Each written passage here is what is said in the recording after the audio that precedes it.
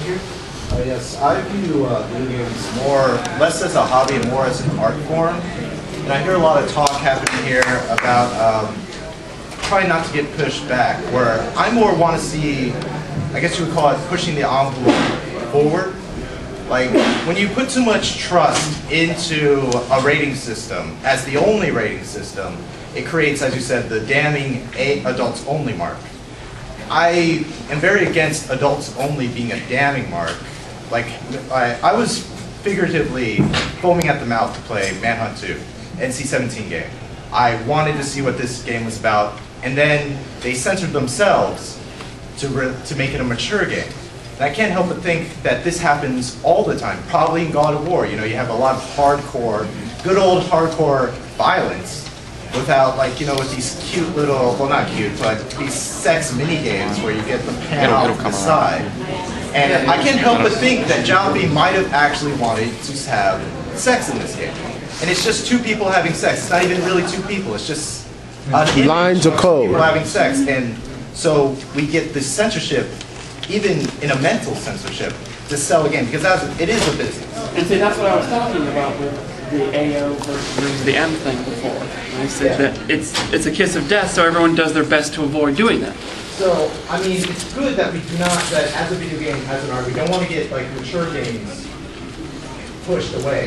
But at the same time, I think we should also focus, and you said it's a hard fight, but I feel it's a fight that needs to be fought, is to make adults only for consent, you know, for mature adults to be able to do what they want in our, you know, land of the free, right? And one thing is this, is that we have to realize there are people who are older than us, you know, that have been gaming as well. My father got me into gaming, you know. He played, he was an army man himself, played Donkey Kong over in South Korea, and he introduced me to games when I was a kid, like to Doom, SimCity, you know, Atari, the NES, SNES, and everything else. I mean, people realize that there are people older, like their peers have been gaming as long as they and everything else with the RTSs and such. I think that will help bridge the gap a lot more, and that's something that really needs to be told as well. Is that there are many people here who not only got in gaming themselves, but their parents may have led them to gaming and something like this, and get them to this great hobby and this great communities and everything else. All right, guys, they're about to take us out here. I'm going to play the video. It's only 2 minutes long. I'd strongly recommend that if you want to go back and in your own community with your own group of friends, use what we've talked about here and create your own groups and really make an impact, that you go to this website. It's just NOI Toolbox, and I'm just going to play this. Anyone who wants to talk more about this, feel free to come up here afterwards. We'll probably leave the room to let the next panel go on. I'm going to play this. You guys have been great. Thank you.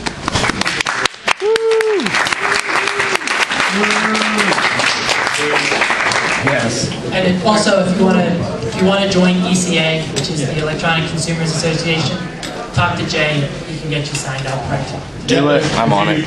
Me as well. Panel at UCA's website. You know. I signed the petition for the Supreme Court. Oh, really? I need to sign that thing too. Yeah, I did it online when I was in Afghanistan. Oh, that's good, man. They're not industry, they're not publishers, developers, they are for us. And I highly recommend checking them out. Just see if your city has a chapter, and check out that chapter. As I said, I run the Washington, D.C. chapter. Those of you local, you can see me after the panel or in the time. I can fill you in what we're trying to do. And another site is Electronic Frontier Foundation.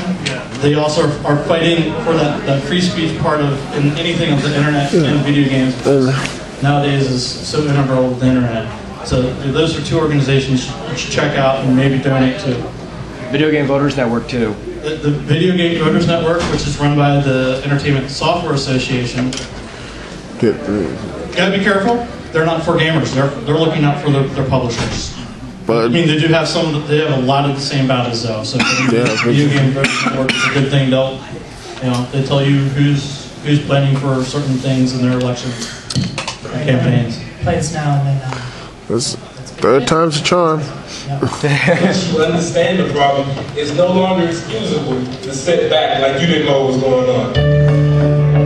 Every person in this room some point had to make a choice about whether they were going to stand up to something or whether they were going to run away.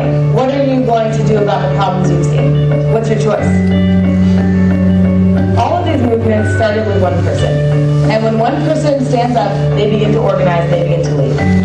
And there are different practices in organizing and in leadership. And we are going to teach you some of those today. The change is not in the candidate. It's not even in a campaign. It's within ourselves. We're learning the tools, right? The nuts and bolts, the structure. Let's work on how you tell a story that will motivate others to join. Michelle, I've been organizing for immigrant rights for the past 10 years, and my great-grandfather was killed by a gang of anti-Semitic folks, and so that's why they came here, through Ellis Island in 1911. Commitment is the currency of organizing. The organizations held together by the lines of commitment between individual people.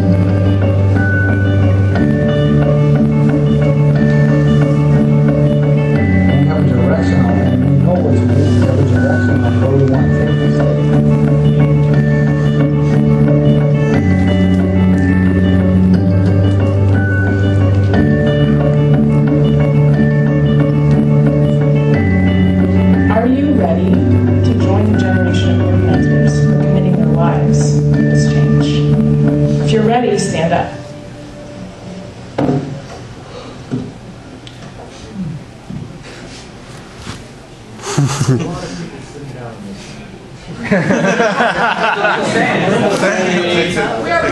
He did tell you an hour ago not to stand up during the video, so. Yeah. Now it seems technically appropriate that they should stand. Well, eventually they'll stand up, they're going to kick us out, and they're going to... Yeah, they're gonna kick us out. I think... Woo! Great